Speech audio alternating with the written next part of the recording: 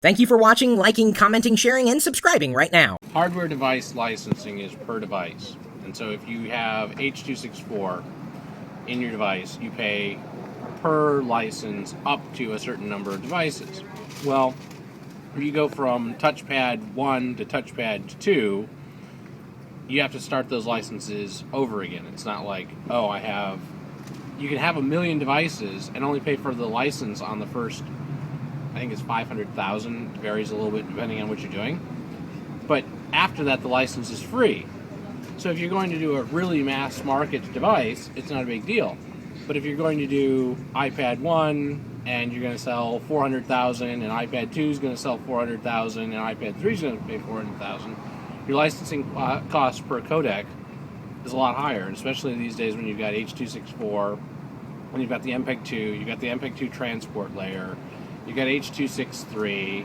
You don't have to pay a license for the onto /flash/ thing that Google bought that used to be called Duck, but you still have to pay for all of those things.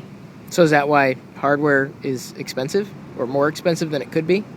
It's a big portion of it. Every piece of the compatibility requires a license, and then you've got the patent portfolio stuff that goes into it.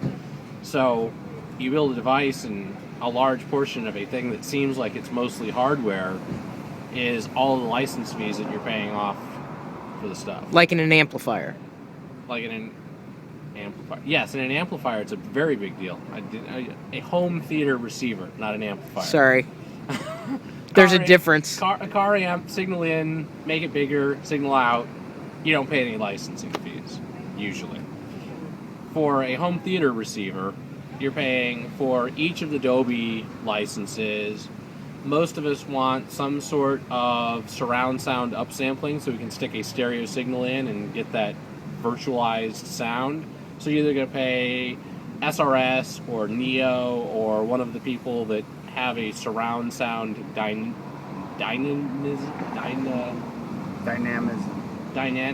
yeah.